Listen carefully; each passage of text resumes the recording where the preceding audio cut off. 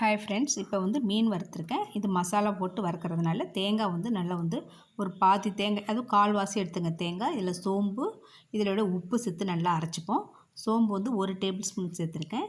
நீங்கள் இதிலே வந்து மிளகாய், சிகப்பு மிளகாயும் காஷ்மீர் சில்லியும் சேர்ந்து ஊற வச்சு நீங்கள் அரைச்சிக்கிட்டாலும் அப்படியும் நீங்கள் அரைச்சிக்கலாம். நான் வந்து மிளகாத்தூள் சேர்த்துக்க போகிறேன். அதனால் இந்த தேங்காய், சோம்பு இதை அரைச்சிக்கிறேன். இதோட வந்து ஒரு 10 சின்ன வெங்காயம் எடுத்துங்க, அதையும் வச்சு அரைச்சிங்க. வந்து மீன் இப்படி வறுக்கும்போது நல்ல டேஸ்ட்டு கொடுக்கும் உங்களுக்கு. நம்ம வந்து இப்போல்லாம் வந்து மிளகாத்தூள் போட்டு அரைச்சிக்கிறோம். ஆனால் முன்னாடியெல்லாம் என்ன பண்ணோம், ஒரு 10-20 வருஷத்துக்கு முன்னாடிலாம் நம்ம என்ன பண்ணோம், இந்த மாதிரி அரைச்சி தான் செய்வோம். நல்ல டேஸ்ட்டாக இருக்கும்.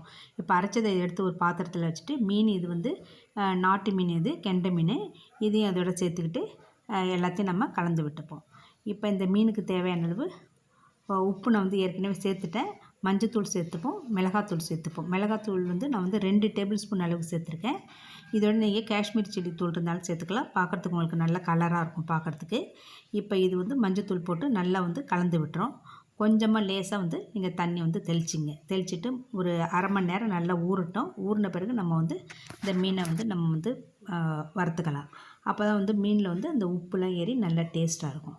இப்போ இதை நல்லா கலந்து விட்டுப்போம்.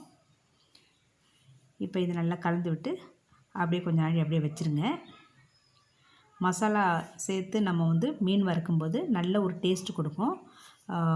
மசாலாவே நமக்கு வந்து தொட்டுட்டு சாப்பிட்ற மாதிரி இருக்கும். அந்த மாதிரி உங்களுக்கு நல்ல ஒரு டேஸ்ட்டாக இருக்கும் உங்களுக்கு சாப்பிட்றதுக்கு. இப்போ நம்ம வந்து அப்படியே மிளகாத்தூளை போட்டு நம்ம வந்து அப்படியே மீன் வறுத்துடுறோம். முன்னாடியெலாம் நம்ம வந்து இந்த மாதிரி தான் நம்ம செய்வோம். எனக்கு வந்து மிளகாத்தூள் பத்தாதனால மறுபடியும் வந்து 1 டேபிள் ஸ்பூன் போட்டுக்கிறேன். அதாவது ஒரு டீஸ்பூன் அளவு போட்டுக்கிறேன். மீன் வந்து அதிகமாக இருக்குது. இது மீன் வந்து 1 கிலோ மீன். அதனால் நான் வந்து 2 டேபிள் ஸ்பூனும் அரை டீஸ்பூனும் சேர்த்துருவேன். மொத்தம் 2 டேபிள் ஸ்பூன் அளவுக்கு மிளகாத்தூள் சேர்த்துருக்கேன். காரம் உங்களுக்கு கூட வேணால் நீங்கள் வச்சுக்கலாம். இப்போ ஒரு அரை மணி நேரம் கழித்து தோசைக்கல்லில் எண்ணெய் விட்டுப்போம். நீங்கள் வந்து எண்ணெய் சட்டியில் கூட எண்ணெய் விட்டு அப்படியே 2 பொரித்து எடுத்தாலும் அதுவும் டேஸ்ட்டாக தான் இருக்கும்.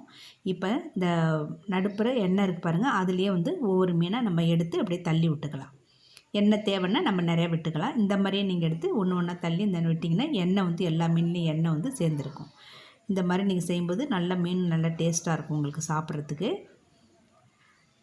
இப்போ இது வந்து எல்லா மீனையும் இதே மாதிரி நான் போட்டுட்டு ஒரு 5 நிமிஷம் கழித்து நம்ம வந்து பரட்டி விடலாம். உடனே நம்ம பரட்டி விட்டோம்னா ஒட்டிகிட்டு வரும். அதனால் வந்து ஒரு 5 நிமிஷம் கழித்து அப்படியே மீடியமான ஃப்ளேம்லேயே வச்சுங்க. அப்போ தான் மீன் வந்து நல்லா ஃப்ரை ஆகி நல்லா வந்து